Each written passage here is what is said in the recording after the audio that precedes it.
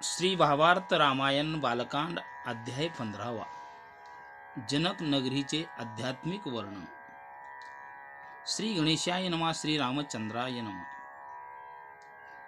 श्री रामचरण स्पर्शाने अहिलेचा उद्धार आणि निष्पाप झाली। पुढे श्रीरामाच्या स्पर्शाने अनेक पाषाणांचाही उद्धार झाला। त्यानंतर ठरल्याप्रमाणे सर्व ऋषी व रामलक्ष्मण मिथिलेला निघाले आणि ज्या विदेहाची विदेही जनकनगरी अति फुला फळांनी वृक्षांनी शोभून दिसू लागली आणि अशा वृक्षामध्ये सर्व पक्षी आपले वैरभाव विसरून एकत्र बागडू लागले।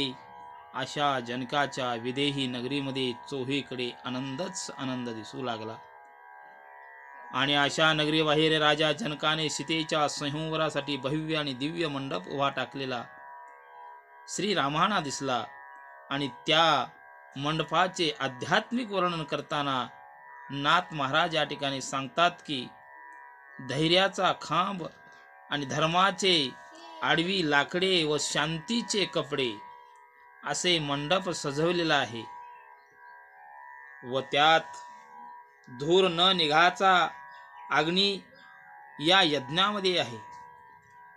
ओंकारापासून ओंकाराची मात्रा दाखवणारे द्वारपाळ त्या ठिकाणी उभे टाकले होते। निर्गुणाच्या साह्याने त्रिगुणाला बांधण्याचे काम विवेकाने केले आहे आणि त्या यज्ञामध्ये निष्कंठक नावाचे सरपण टाकत आहेत आणि तेथील राजा जनक व सर्व प्रधानही त्यांची वागणी अगदी निष्कलंक आहे।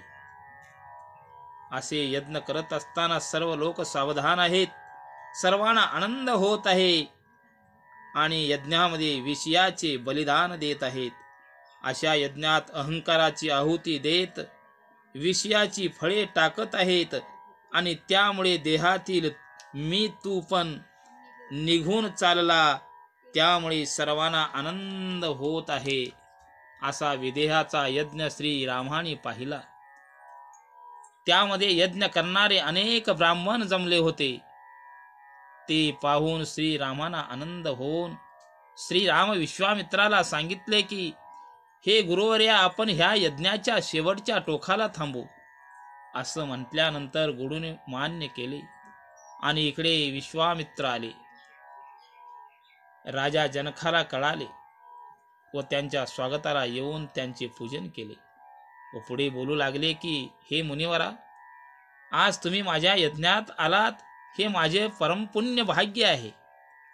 आणि अशा प्रकारची स्तुती करत मुनिवराला विचारतात की हे मुनिवरा, हे पुत्र दैदिप्यमान अशा प्रकारचे दिसू लागलेले आहेत, यांची मला माहिती सांगा। म्हटल्यानंतर विश्वामित्र बोलू लागले, हे राजा, अयोध्यापती राजा दशरथाचे हे 2 पुत्र असून यांचे नाव राम आणि लक्ष्मण आहे।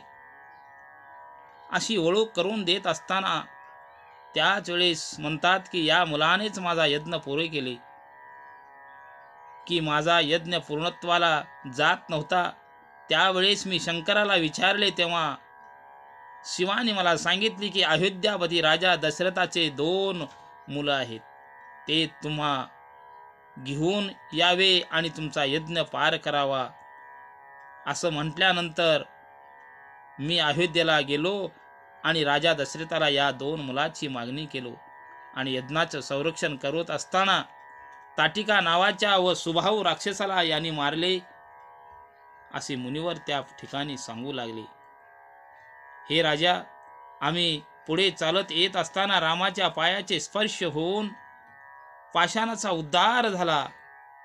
अहिल्याचा उद्धार श्रीरामाने केला अशी माहिती सांगितल्यानंतर राजा जनकाने आपल्या सीतेसाठी नवरा योग्य आहे असे मनासी खुणगाठ बांधली आणि राजा जनक बोलू लागले की हे सीता माझी कन्या असून हे अयोनी हिचा जन्म झाला आहे आणि ती शेतामध्ये नांगर मारताना एक पेटी सापडली आणि त्या पेटीत ही मिळाली। त्यानंतर लगेच जनक राजाचे पुरोहित अहिल्या पुत्र शतानंद यांनी सीतेच्या जन्माबद्दलची कहाणी सांगू लागले.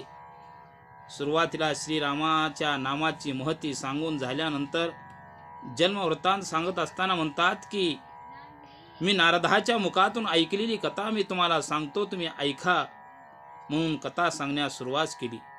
पूर्वी पद्माक्ष राजाने लक्ष्मीला प्रसन्न करून आशीर्वाद मागितले की माझ्या पोटी तू जन्माला यावे. म्हटल्यावर लक्ष्मी म्हणते की मी माझ्या पतीला म्हणजे विष्णूला सोडून दूर जाऊ शकत नाही.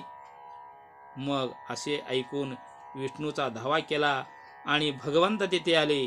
मग विष्णू म्हणतात की हे राजा, लक्ष्मी जर घरी आली की त्याला संरक्षण द्यावे लागते. म्हणजे लक्ष्मी म्हणजे पैसा आहे.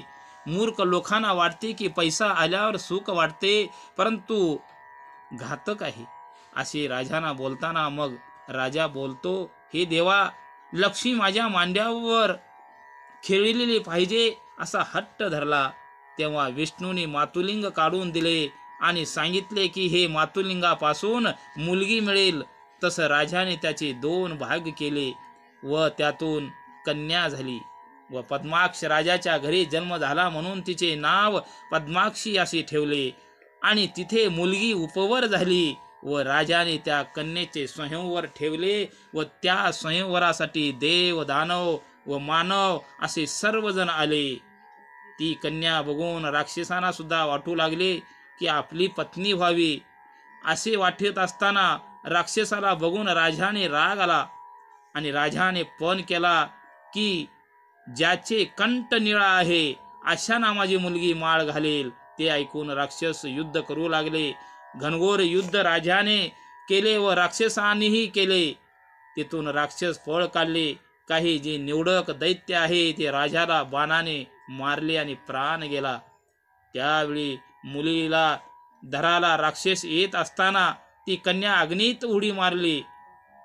अशी अवस्था त्या नगरीमध्ये झाली. म्हणजे कन्याचे संरक्षण करणारा व ज्याला पाहिजे तेही मृत्यू पावले.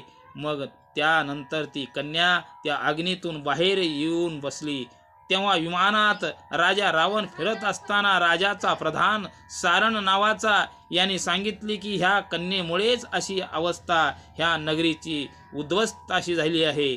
म्हणून सांगत असताना रावण त्या मुलीला बघून रावण खाली आला व तिला धरण्याचा प्रयत्न केल्यानंतर ती अग्निकुंडात निघून गेली. तेव्हा रावण म्हणतो की तुला मी प्रयत्न करून अग्नी विझवून अग्नीतून बाहेर काढतो. म्हणून कुंडामध्ये पाणी टाकून कुंड विझवण्याचा प्रयत्न केला.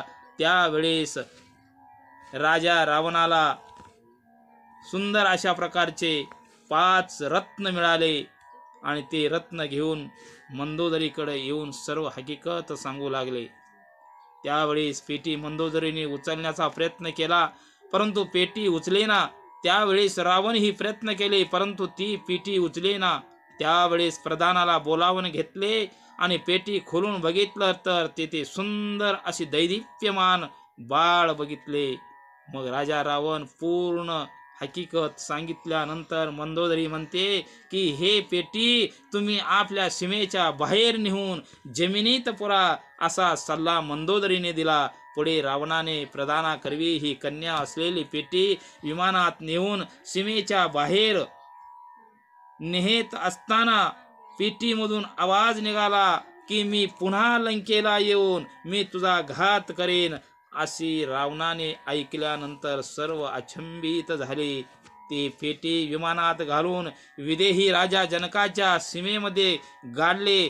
तेव्हा त्या रानात त्या ठिकाणी शेती करणाऱ्याने जनक राजाने एका ब्राह्मणाला कसून खाण्यासाठी दिली होती आणि त्याच ब्राह्मणाने उत्तम दिवस बघून नांगर मारण्याचा प्रयत्न केला आणि पहिल्याच फेरीला ही पेटी लागली. मग त्या ब्राह्मणाने राजा जनकाला द्यायला गेले. म्हणू लागले की राजा तुम्ही फक्त मला जमीन दिली आहे, त्यातील धन नाही, म्हणून ती धन तुमचे आहे. असं म्हणत असताना राजा जनकाला आनंद झाला. राजाने ती पेटी उघडून पाहिले तर सुंदर अशा प्रकारचे जिवंत कन्या रत्न दिसले. त्यावेळेस त्या बाळाच्या सौंदर्याने सर्व लोक आनंदित झाले आणि ती कन्या राजाने घेतले आणि सगळीकडे आनंद झाला. आणि नाथ महाराज अध्याय 15व्याची सांगता याच ठिकाणी करतात. जय श्रीराम, जय श्रीराम.